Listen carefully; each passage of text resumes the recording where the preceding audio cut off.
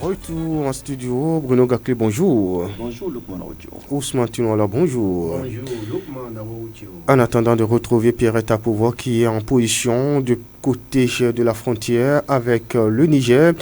Et oui, le Niger qui a annoncé la rouverture de ses frontières avec le Nigeria, mais on saura dans quelques instants ce qu'il en est du côté du Bénin, enfin entre le Niger et le Bénin. On aura tout à l'heure des précisions avec Pierrette Apouvoir qui est en position. Bruno Gakli, on peut dire que les choses se normalisent désormais entre le Nigeria et le Niger. Je pense hier, ça a été que la joie sur le visage des uns et des autres parce que on a déjà estimé que si le Niger ouvre ses frontières avec le Nigeria, on a nous autres espoirs, nous qui sommes à Malanville ou dans le Bénin, parce que vous le savez, hier, c'est le Bénin qui a levé ses barrières. Aujourd'hui, on estime que le Nigeria, peut-être dans les toutes prochaines heures ou jours, ce sera notre tour. En tout cas, pour l'heure, nous avons les regards rivés et nos projecteurs braqués sur cette frontière du Niger, juste à côté de nous là. Et pour moi, Lukman Aoucho, c'est une lueur d'espoir. Je pense que peut-être on peut nous surprendre. En tout cas, c'est ce qu'on souhaite. Ah oui, de toutes les façons, oui, Ousmane Tinola. Oui, je dirais que c'est une bonne nouvelle. C'est une bonne nouvelle parce que plusieurs sont ces citoyens-là qui espéraient cette nouvelle, qui espéraient voir cette frontière entre le Nigeria et le Niger ouvert. Vous voyez? Donc, c'est la joie. Quand tu fais le tour des populations, tu constates vraiment que les gens sont en joie. Et les Béninois également sont en joie parce que si ça marche de l'autre côté, ça prouve que ça veut aussi marcher ici. Donc, ces populations, en tout cas, tout le monde est content et on espère voir la suite, je veux dire, l'ouverture de la frontière entre le Bénin et le Niger. Et le Niger, c'est surtout cet aspect qui préoccupe. On attend toujours Pierrette Apouvoir, un repérage du côté de la frontière entre le Bénin et le Niger pour en savoir un peu plus sur ce qu'il en est. Oui, quelques jours en tout cas après la levée du blocus frontalier par le Nigeria en respect des mesures de la CEDEAO, la communauté économique des États de l'Afrique de l'Ouest, c'est le Niger qui suit les pas. Niamey annonce la rouverture de sa frontière avec son voisin gardé fermé depuis la prise des sanctions de l'organisation sous-régionale par un message radio en date d'hier, jeudi 21 mars 2024, dont une copie est parvenue à la rédaction de Sota FM. Niamey annonce la levée de ses barrières avec le Nigeria. Oui, on attend de vérifier ce qu'il en est du côté du Bénin. Bruno Gakli, on peut se dire, pourtant le Bénin est le premier à lever ses barrières. On n'a pas les mêmes comparativement au Nigeria. C'est parce qu'on n'a pas les mêmes réalités. Les réalités ici, oui, je vais toujours le dire, on a estimé que pour peut-être aller au Niger, la voie la plus rapide, c'était le Bénin. Là-bas, de l'autre côté, il n'avait aucune situation préalable. Vous le savez, dans le passé, on a parlé de beaucoup de choses. Ici, on a parlé de... C'était rapide. Le Bénin et le Niger, c'était rapide. Mais, de l'autre côté, il n'avait aucune situation de... On avait dit certaines choses. Non. Donc, c'est ce pourquoi je pense que là-bas, ça a été très vite levé. Mais ici, il s'agit d'une autre situation où... Et pourtant, ce sont tous des voisins. Ils sont des voisins. Hier, je ne voulais pas dire certaines choses encore. Oui, Bruno, vous allez le dire pour vous faire mieux comprendre. D'accord. Alors... oui, je viens. C'est-à-dire, la situation est telle qu'on peut la présenter comme suit. C'est que la CEDEAO a levé ses sanctions. Le Bénin est le premier à suivre les pas de la CEDEAO, contrairement au Nigeria. Oui, on me fait signe que Pierrette Apouvoir est déjà repéré à la frontière entre le Bénin et le Niger. Pierrette Apouvoir, bonjour.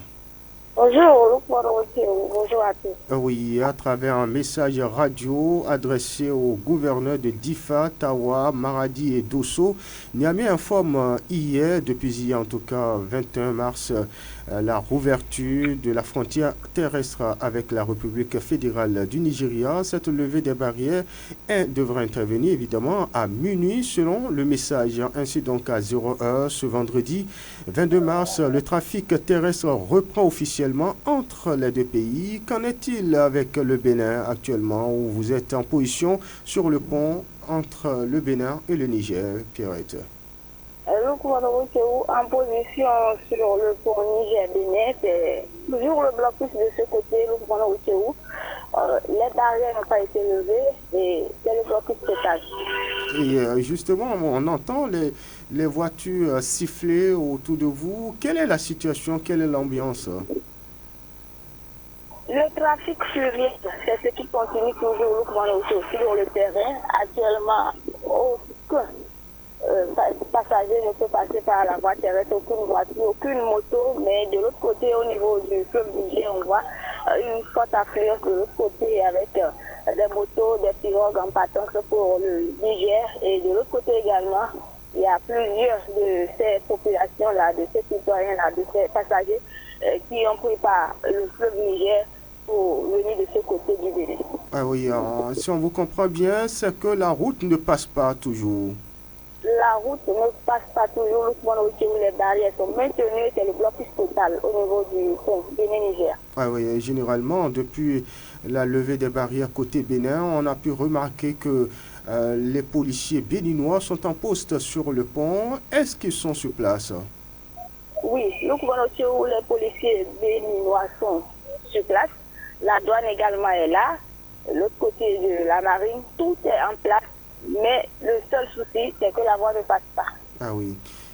Décrivez-nous un peu le pont actuellement. Y a-t-il toujours les blocs qui sont sur le pont et les conteneurs ou c'est en partie modifié? Tout est maintenu, les conteneurs sont là. Tout ce qu'on a vu, la barrière, rien n'a changé quand même, c'est RAS. Ah oui, rien à signaler.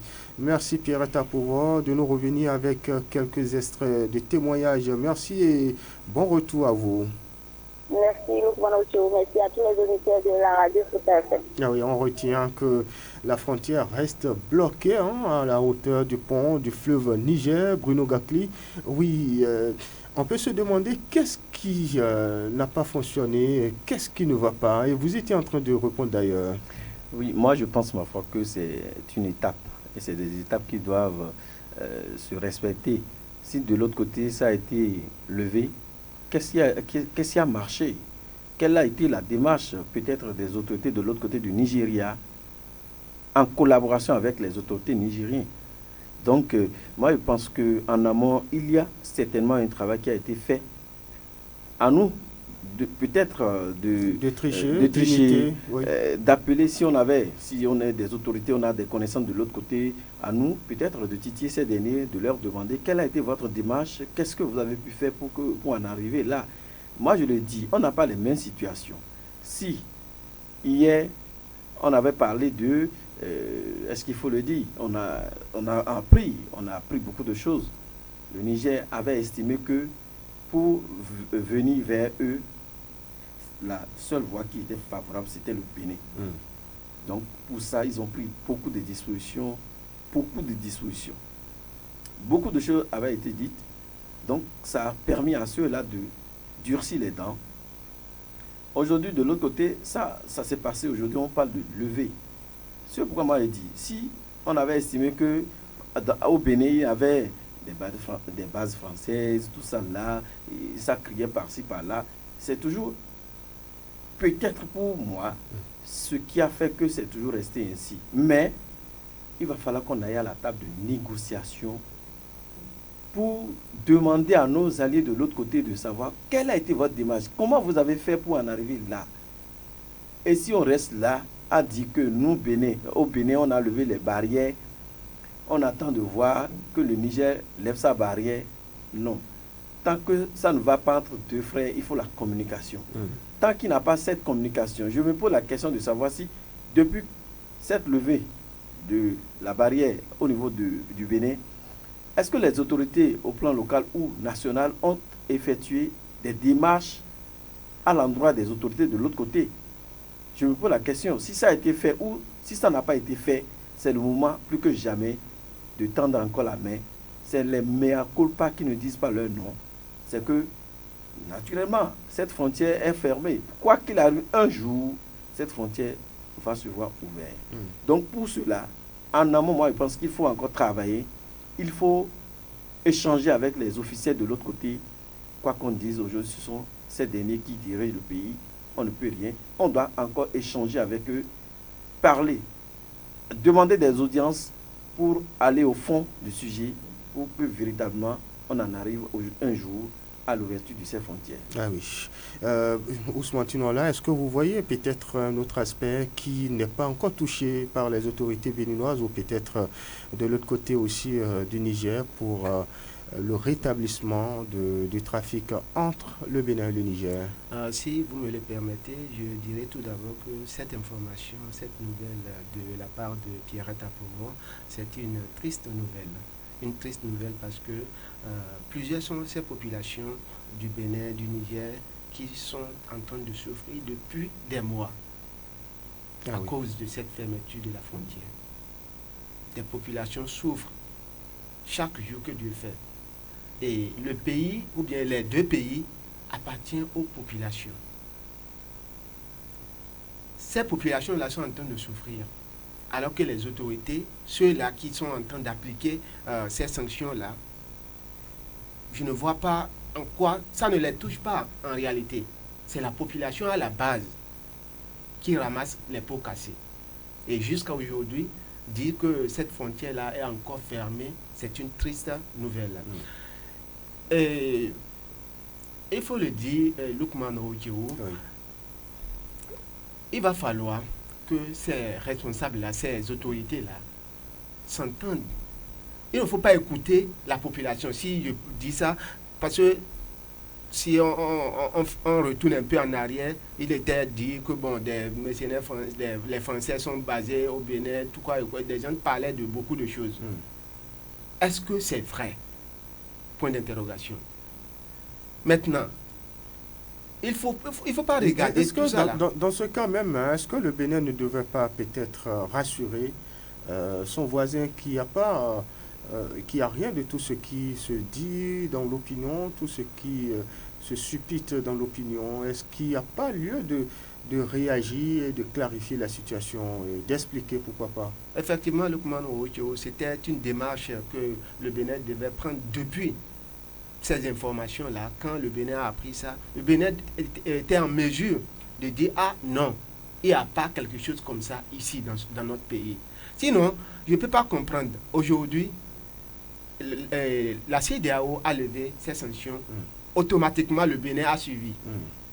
Maintenant, quand on dit aujourd'hui que le Niger ouvre ses frontières avec le Nigeria et pour le Bénin reste toujours fermé, il y a quelque chose à la base.